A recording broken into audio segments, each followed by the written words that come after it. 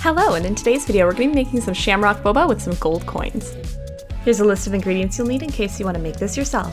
First, add water and sugar into a pot on very low heat. Stir it up till all the sugar granules dissolve. Then we're going to add the first bit of our tapioca starch and stir in till there's no lumps. And then once that's done, we're going to let it sit for a minute and try to let it get sticky. So you can see the bottom is getting a little bit sticky here. Stir it up until the mixture is completely sticky and turn off the heat here. Add the rest of your tapioca starch and fold it in until a nice dough forms. Once that's done, we're going to move this over to a nice work surface, pour it out, and we'll start kneading until smooth. Now we'll add food coloring, green for shamrocks, and gold luster dust for the coins. All you have to do is add a little and knead it in. Once that's done, I'm going to use this shamrock or clover shaped cutter I found on Etsy to punch out my little shamrocks. To make sure they fit up the boba straw, I rolled out the dough pretty thin. The gold coins were a little bit easier. I just rolled out a circle shape and made them about the same size as the shamrocks. This can be quite time consuming, so I recommend getting a friend to maybe make the coins while you're making the shamrocks. Now's a good time to coat these in some tapioca starch so they don't stick to each other. Now we'll take these over to a pot of boiling water and pour them in.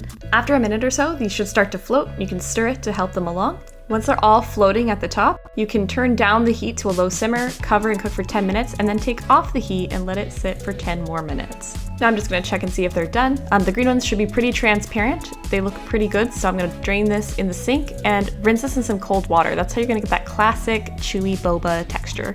I ended up throwing these in a glass of water just so you can see how good they look before I throw them in the drink. They look amazing. I love how they turned out. For the drink, I'm gonna be a little bit lazy here and just use this pre-made matcha mix. Obviously fresh matcha is gonna taste way better, but this'll do. I'm just gonna add some milk and froth it up really well before I add in my boba. As I add in the boba, I do realize that I didn't leave enough room for it, so I did end up having to take a straw, sip some of the drink out, and then add the rest of the boba in. I'm gonna add my boba straw, and then we're gonna stir it up to see how nice it looks. I absolutely love it. And for those of you who always ask, yes, it does fit up the boba straw. Here's your proof. If you made it this far, you're probably a fan of boba. Check out some of our other videos. I love making these. Let me know what ideas you have. Be sure to subscribe and let me know what you want me to make next. Thanks. Bye.